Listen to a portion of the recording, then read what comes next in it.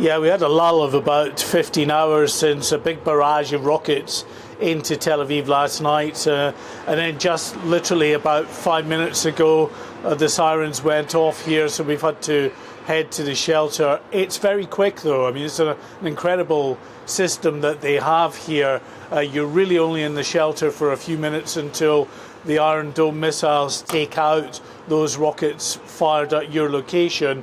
If more come this way, there'll be another alert, but for the time being we're back here slightly breathless because just had to dash back up the corridor to our location. But yes, some also rockets fired into the area they call the Gaza envelope as well, just these communities around the Gaza Strip. But this the first one of the day, and we've had previous to this 4 large rocket barrages into Tel Aviv in the past 24 hours. A couple of those rockets got through and damaged buildings, with 4 reported injuries. No word as to whether any rockets in the last barrage got through or not. But yes, fast-moving developments again today. There are constantly, every hour, new things to report. The latest being those aid trucks, very welcome down in the Gaza Strip. 8 to 10 trucks that have come through so far. The hope is, of course,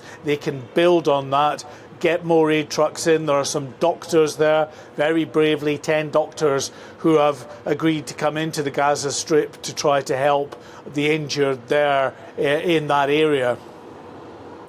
And Mark, I think we're now on day 20 of this war. The Israeli military says it hit more than 250 targets in 24 hours in Gaza, and it did kill a Hamas commander and targeted tunnels, and dozens of Hamas fighters, it says it has killed as well.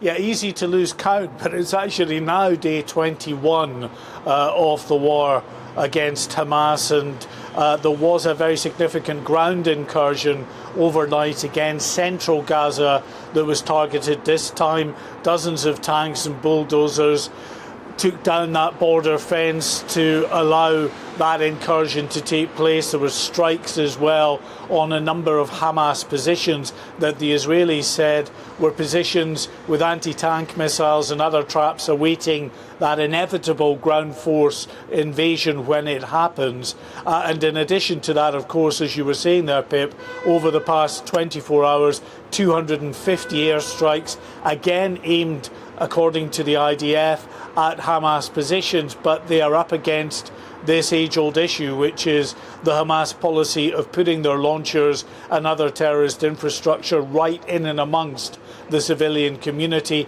and as a consequence there's a very heavy toll on that civilian community.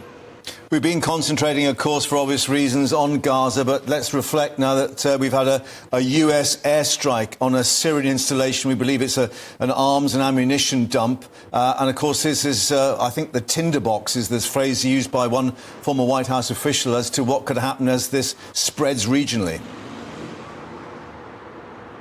Yeah, Mark, this is a very worrying development. It was a decision that was given the go-ahead by President Biden to take out 2 positions, positions that are linked to the Iranian Revolutionary Guard and their proxies in eastern Syria, positions that the US said were responsible for launching drone and missile strikes over the last 10 days, significant numbers of strikes that have injured at least 24 US service personnel. And clearly the US wants to send a message to Iran and its proxies that it will not tolerate this. In addition to what the US has been doing, and quite separately, the US are stressing that this was unilaterally taken, this decision, nothing to do with Israel or indeed, they say, the conflict in Gaza, although of course it has to be linked in the round. Israel has also attacked positions in Syria that they say have been firing rockets and missiles into Israel as well. And in addition to this, we've also had a drone that was intercepted going into an Egyptian tourist resort on the Red Sea. Now, the Israeli intelligence services believe that that drone was intended for Eilat in southern Israel, but veered off, hit that resort in Egypt instead. But again, a worrying development, and all the while the potential for this widening conflict. Mark, we also just want to update our viewers and listeners with the situation regarding the hostages. Of course, it is 3 weeks tomorrow since this terrorist atrocity took place in southern Israel. The number of hostages we now understand kidnapped has risen to 229. Yes, and this happens every 2 or 3 days or so, when the Israeli intelligence and IDF manage to ascertain whether someone is being held as a hostage, or perhaps they're just missing, or they have been killed but their bodies have not been recovered. So it's gone up 5 from the total of 224 just a couple of days ago, now up to 229. We know as well, controversially, that a delegation of Hamas officials were invited to Moscow by the Russian leader Vladimir Putin. Israel is absolutely incandescent that this took place, because remember, Israel has good relations with Russia. Well, they've taken a real dent over this. Israel saying, of course, that these leaders from Hamas have the blood of 1,400 people who were slaughtered on the 7th of October on their hands.